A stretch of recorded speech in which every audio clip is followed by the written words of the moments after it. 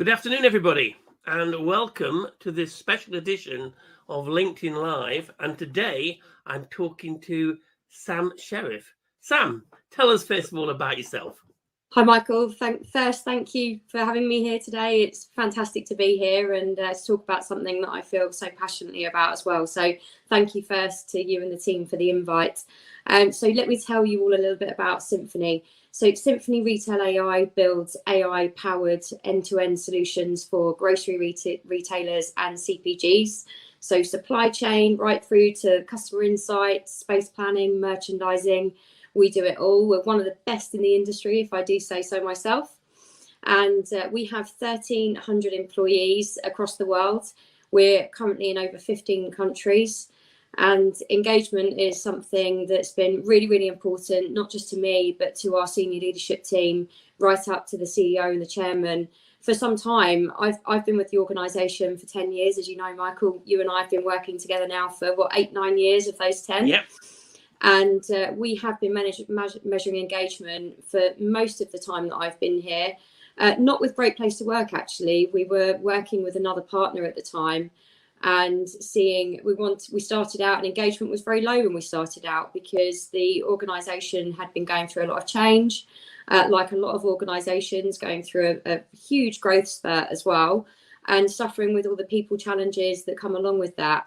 And so we knew we had some challenges around engagement and we started measuring engagement with an external company to ensure, of course, it was anonymous. And so we've been using that company over time, but this year decided to go in for the Great Place to Work accreditation. And we did that in February of this year. It's our first go at it, as I said, and we were eligible to certify in 9 of those 15 countries.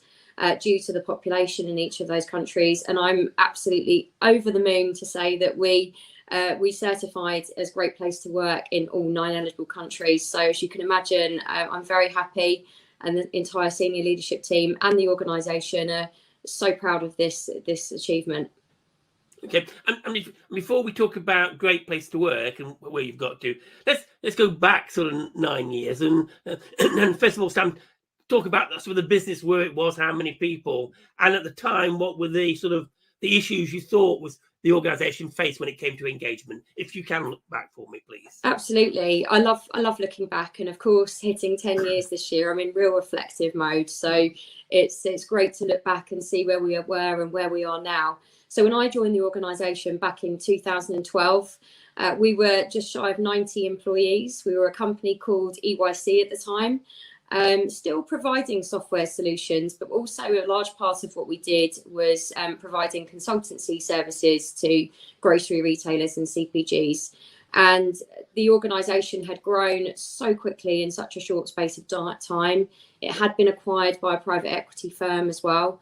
And so when I joined, I was told, obviously, by the senior leadership at the time what their perception of the issues were and the challenges they were facing from a people organisation. But I always take the approach that one should never assume.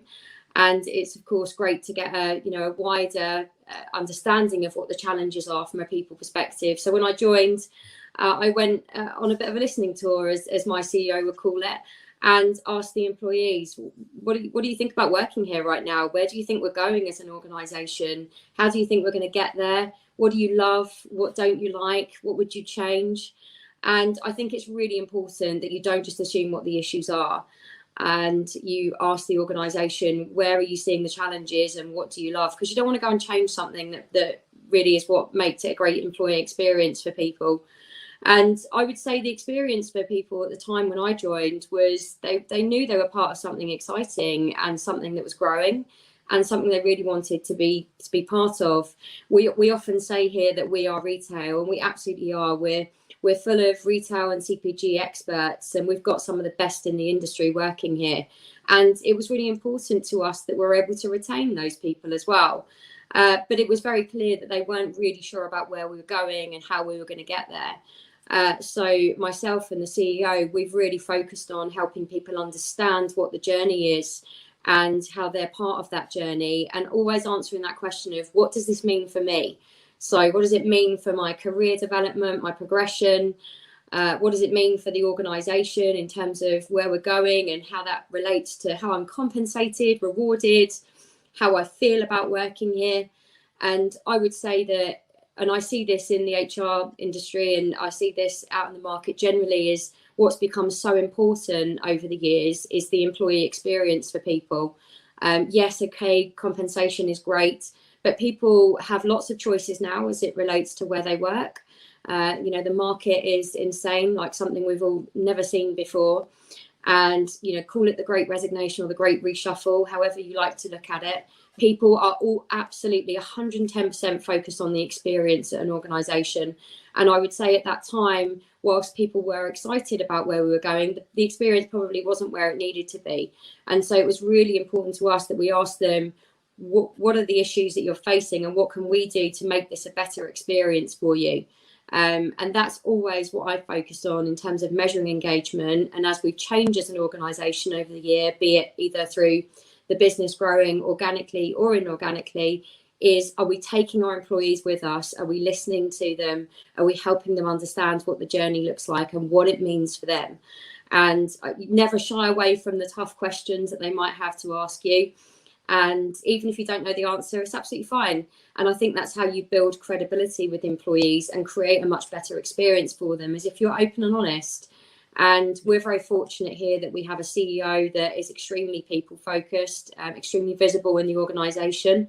And I think our employees really, really value that. And I think all employees in organisations do value a leadership team that is really focused on creating a great experience and helping people in the journey along, whatever that journey is that you're going through as an organisation.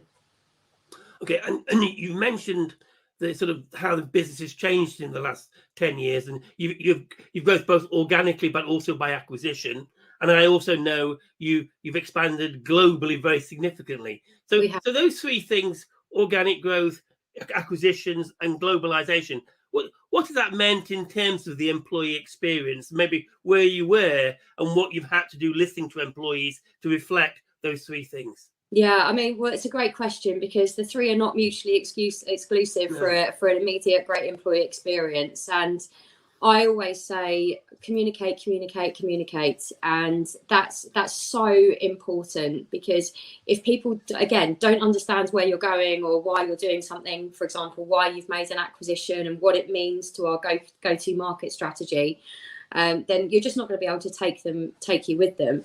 And so there's been a lot of where we obviously have grown inorganically as well. There's been a lot of work around creating a consistent culture, ensuring people understand the values, and also help them understand how they can live those values every day and what it looks like not living our values. So we had a huge merger back in 2018 with a sister company. And it was really, really important to us that we didn't just choose one set of values from one company. It was around going, right, what are our new values going to be? And I always feel very strongly that values are both practical in terms of what the culture is like today, but also what is the culture we're aspiring to as an organisation as we go through also any anticipated change. So we didn't create values at the senior leadership team. We didn't say, okay, here are your new values, they're going up on the wall. We asked our employees to create the values for us. And as part of that, we created a behaviours framework. And those values are embedded into everything we do through reward, recognition, recruitment. And we train our managers on how to embed the values within their teams. And, we recognise that values are not something that just happens and is static. It's something that is very fluid, and there are some values that perhaps will come out more over time, depending on what's happening as an organisation, whether we're going through an acquisition, whatever it might be. So, and again, I think it's just so important as you're going through all those different changes that you communicate people, you involve them in what you're doing, and creating the values in this organisation has been something that's just been so important for us. But it also makes people feel so included. Like many people, we started to take a much closer look at diversity and inclusion a few years ago. And we didn't want to assume that, there may or may not be an issue. So we asked the employees, tell us what you think about diversity and inclusion here. And it was really important to us that diversity and inclusion wasn't just focused on your gender, your ethnicity, or whatever it might be. It was about, do you also feel included within the organisation as well, and understand where we're going and have a say in that journey? And we were really pleased that our scores came out highly in that. And again, I think it's because we are just so transparent with the organisation, but we don't just talk about the good stuff, we talk about the difficult stuff as well. And I think that helps us really bring employees along with us in a really genuine way. Okay, so not to put you on the spot, but you mentioned the values. Can you tell us a little bit more? Which values did the employees pick?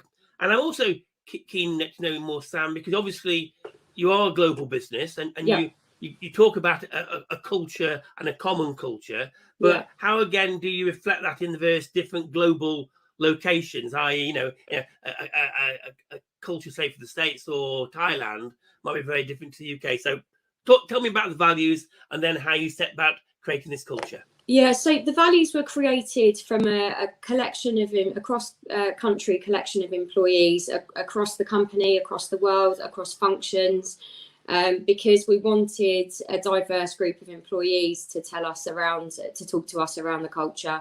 And as I say, from both a practical but also an aspirational perspective. And because we do recognise that those values may be more present in perhaps some functions, or where perhaps innovation is just central to what they're doing, for example, from a technology perspective. And so again, it was really important to get that kind of cross thinking as we went into this exercise. So our team created 6 values, which are we're enthusiastic, we build trusted relationships, and that's not just internally but also with our customers. We openly connect and communicate. We're always innovating. We're serious about quality. And most importantly, we will win together. And I think that value came out because where we are such a globally dispersed organisation, hybrid working has always been something that's been central to this organisation, even prior to the pandemic. So we were very well set up when we went into the lockdowns in all the countries. But it can cause problems, because where people are working remotely or in a hybrid way, it can be that they're very heads down, and perhaps you can get very siloed thinking. And so we've always had things in place through our values where it has been about how do we break down silos. So we create we have what we call a Team Brilliance Awards, for example, where teams are nominated every quarter, and those teams have consistently, since the inception of that program, have consistently been teams of a global nature. We haven't had one team yet where it has just come from one department or one country, and it always makes me smile when I see that, because I just think there's just so much work going on across functions, and where we've put so much effort into bringing people together remotely. So we are an organisation that likes to have a lot of fun. So we work hard and we play hard, and we do a lot of that remotely as well. And it's where we've done that, I think it's really helped people build relationships and be able to get in touch with people and say, hey, can you help me with this? I mean, I saw something last week where there was 5 countries on a different thread talking about a specific in-store experience for for a grocery retailer. And just everyone jumping in and helping out on it. And I actually shared it with our CEO, who's going to talk about it he does a fortnightly Chris's Corner video where he just talks to the organisation on his iPhone. And it's a way to recognise people, and also to give examples where people are working across different countries in such a way that there's just no silos. And it's just wonderful to see that. And I think that as we see these values threaded into everything we do, both for example, in our Team Brilliance Awards, in our employee recognition scheme. So we have a quarterly scheme, we have a monthly thanks award, and we have obviously Chris's Corner. It's people really like to show examples of where other people have lived the values, and it's just so great to see that people want to do that, and it's not like we're forcing people to live these values, And I think when it comes to being a great place to work, that's really helped people feel part of somewhere quite special, that we're not just kind of a company that's gone, great, we're going to slap these values on the wall and that's us done. We really, we talk the talk, we walk the walk, we we're very genuine in terms of how we approach it. Like any organisation, we're not perfect, but we're also very happy to learn from our mistakes as well. And we encourage people to make mistakes within the organisation and learn from them. Okay. Well, thank you for giving so much detail on values. Can we just now turn to sort of individual employees and the work you've done to identify what it is they want from you, and more importantly, how you go about building a sort of an employee experience that matches the employee, given you've got so many employees in so many different locations. By definition, there must be lots of different drivers. So tell us a little bit more about that if you can, Sam. Yeah, there absolutely are. That's, it's a great point. And because what one person wants is going to be very different from what another person wants. And I think one of the things that we've really seen us needing to take a very individualized approach to is career development. Yeah. And because that is something that is on on everyone's hearts and minds at the moment. It's a very competitive market. It's, I would say it's definitely a candidate's market these days. And people want to be able to go to organisations and show what the skills they have, what experiences they've had in an organisation and how they've added value. And so one of the things that we've been really focused on is really helping people kind of build themselves for not just our future, but also their future as well. And our intent obviously is always that they will stay with us, but we also want them to know that we are helping them build their future. So you'll know this, obviously, we work very closely with Fuel 50, with StrengthScope, with yourself, to really help people with their career paths, help them understand their significant strengths and how they can leverage those. I think StrengthScope has been something that has, we've almost become a victim of our own success because people just absolutely love it. And we run now not just individual sessions, but team sessions. And we have, I think, 6 now accredited practitioners across the team. And we have a very, I would say, a very detailed and individual career development process, which is through our IDP program, so our individual development program. And it is around kind of identifying the next steps for people in terms of where they're going, how they can get there, what that next level looks like for them, so people can really understand the path. Because having a line of sight in terms of their career path is just so important to so many people. And so I guess that's one way that we really kind of help the individuals is around career development, because we're seeing more and more from that. And we have lots of policies that help people in terms of tuition reimbursement. So if people want to take an external course, we'll sponsor them to do that, give them time out, of course, for it as well. We provide both internal learning, but also external learning, conference sponsorship, you name it, we do it to be able to help people on that journey.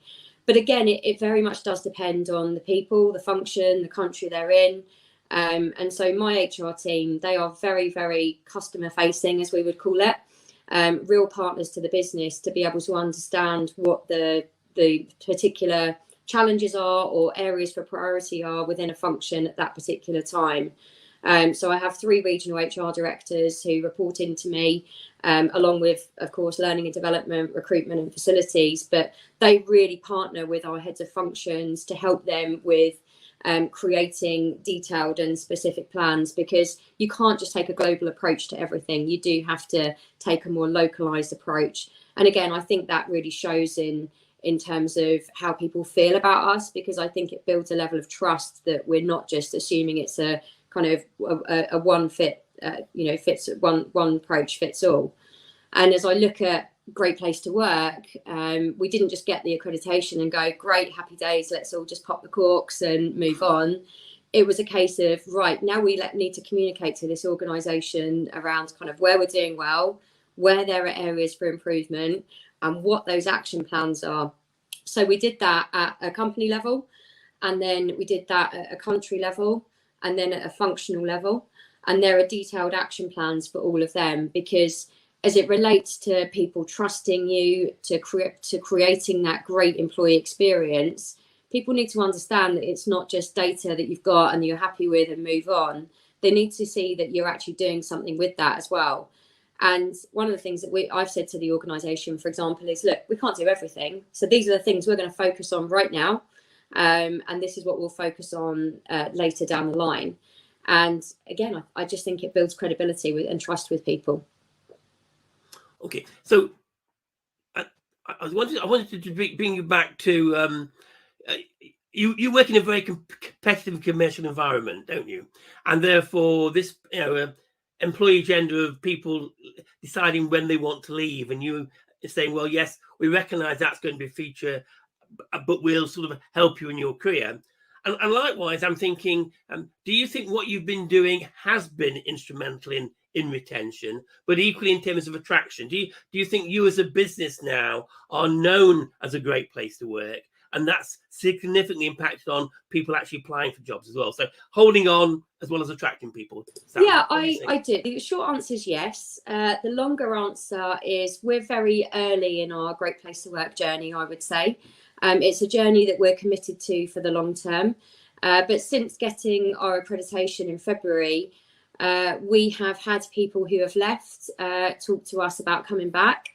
We've had 2 people who have actually returned, and others that we've been talking about. And that's always a great story, that is, when someone wants to come back. And I think we'll see a lot more of that in the market. And again, why companies should double down on the employee experience and all aspects of that, because as I say, people can be choosy, and I think they'll want to go back and work where they've had a great experience.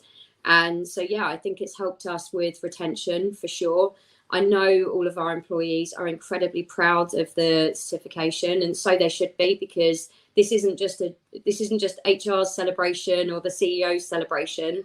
This really is a collective achievement. It's been we're all in this together, and we will win together. And so I think people feel very proud and very protective of our Great Place to Work accreditation, and they want to do all they can to help us retain it. So a lot of our employees are involved in terms of action planning. But as you can imagine, as we talk to candidates and they've seen the Great Place to Work PR, and we've obviously talked about it a lot on our social channels as well, because we are incredibly proud of it. And if you look at our competitors, no one has got the accreditations that we have, the level of them. And we're going to continue that journey, because we see it important not just to have those badges, because it really wasn't about getting the badges for us when we went into this process. It was around understanding what people felt about working here and getting a much deeper pulse of the organisation. Accreditation was really just an added bonus for us. We genuinely just wanted to know what people thought about working here to make it that great experience. And when we talk to candidates about it, they're just so interested in the journey and they want to hear all about it. And so we'll keep talking about it as long as everyone wants to hear about it, for sure. And as I say, our journey we're very much at the start of it, and I'm excited about what's next, because of course it isn't just about the Great Place to Work. You can then go for Best Places accreditation. You can go for more detailed certifications as well, but we will do it at the right time for the organisation and for the people. It's not just a case of let's just go at everything and see what sticks. It is about making sure that we're doing it in the right way. Yeah, I'm going to come on to give you the chance to, if you like, be an advocate for Greatest Place to Work certificate. But just before I do that, sort of, and I'm sure a number of our audience today will be saying, Sam speaks really passionately about this, but how did she persuade the leadership team to get on board with it? And are there any lessons that you can give to people? Because I think in the HR community, we all know having a great place to work is critical. But persuading sometimes our senior leadership colleagues that they should make this investment is not easy. So what was the secret to your success in persuading them, Sam? Well, I have to say I'm very lucky, because I do have an extremely supportive senior leadership team who are all very, very people focused. And actually, when I went to them about going for Great Place to Work accreditation, there was not one question about whether we should do it or not. They all are.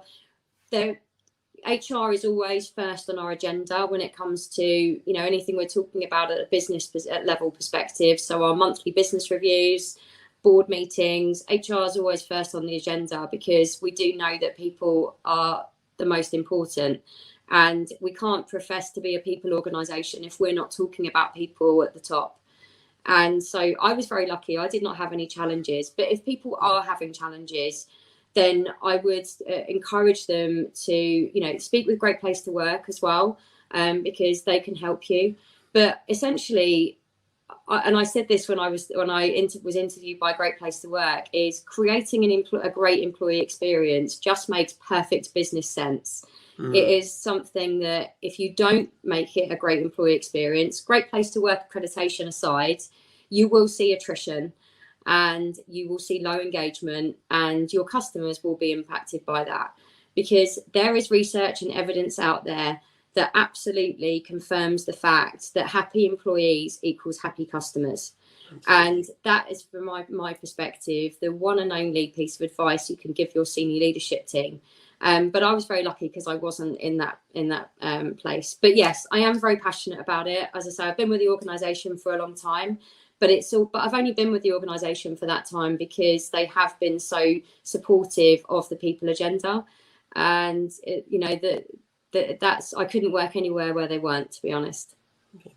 And so, as we come to the end of the session, so what advice would you give to fellow HR professionals who obviously want to get the certification? What are the things, to summarise, where you think they should focus their time and energy to create a great working experience? Well, first off, don't panic if you don't get accredited, because it is tough to get it, and the scores, they need to be quite high, and in all of the sections. So there are trust statements that are asked of the Great Place to Work survey.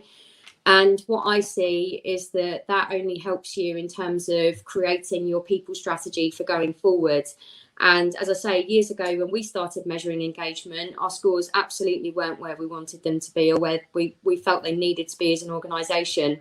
So for me, it's just giving you a platform to work from, and to help you know the way forward and what you should focus on. But I would say that don't do the survey unless you're fully committed to listening to people. And I often joke with this, is that, these things on the side of our heads, they're not there for decoration. They genuinely are there for really listening and hearing what people have got to say. So don't invest in it if you're not willing to listen to it, if you're not willing to answer the tough questions. But show employees that you're proud of your results and that you are committed to action planning. And it doesn't have to be that you go and take on the world and do everything. Sometimes very, very little things make the biggest impact for employees, and just showing that you have taken that on board goes a long way with people. But it's a great experience. The platform with Great Place to Work is super helpful, really intuitive, easy to use. And I couldn't recommend it enough. So what I took from that was, don't pay lip service, be committed to it, listen to what employees are telling you. Absolutely. Evidence your commitment by action planning, but equally sometimes it's the little things that make the big difference. They're the things that you would give our audience. Yeah, and don't overcommit, right? Because if you overcommit, then you're just setting yourself up for failure. And organisations change, so HR needs to be reactive, and so it's important that you're not putting yourself in a position where you can't be nimble if you need to be, and you're just focusing on that kind of critical few. Okay, so finally, and you have spoke, as I knew you would do, Sam. You're absolutely passionate around creating a great place to work. So I commend what you've achieved. What would you take away as your proudest achievement? What do you of that, and it's taken you some time to get there, and you worked really hard at it? On reflection, what are the things you're most proud of? I'm proud of this organisation in the way that they approach problems. Like any organisation, we're not perfect, but we have an organisation that is very solution focused. And I think that's because of the culture that the senior leadership team, including myself, have created. We've made it a safe place for people to be able to be solution focused when there are problems. And I'm incredibly proud. I'm obviously proud that people feel like it's a great place to work here, and that I have a CEO and a senior leadership team that are so people focused. I'm incredibly proud of my HR team. I have some of the best, I would say. They are a bunch of rock stars, and they are so committed to the business and our people, and so they're very commercial, they understand the business, and I'm very proud of them. And so, you know, it is a big thank you to them as well, because I could not do this without them. As always, Sam, knowing you as I do, sharing that recognition with your team is very much your style. So I commend what you and your team have achieved, because given the nature of the organization, the competitive nature, you know, it's no easy task. So well done, you. Thank you so much for sharing your thoughts about Great Place to Work. To the audience, thank you for listening. We didn't get too many questions, so that's why I didn't flash anything up, but we will put the recording onto LinkedIn, so please feel free to contact myself or Sam if you've got any questions. Absolutely. I'd love to hear from people and talk about our journey, so do feel free to just give me a shout. And thank you again for the opportunity. It's just great to talk about it. It really is. And thank you for your partnership over the years. It's been loads of fun, right? It has been a great journey. Thanks, Sam. Thanks, everyone. Bye.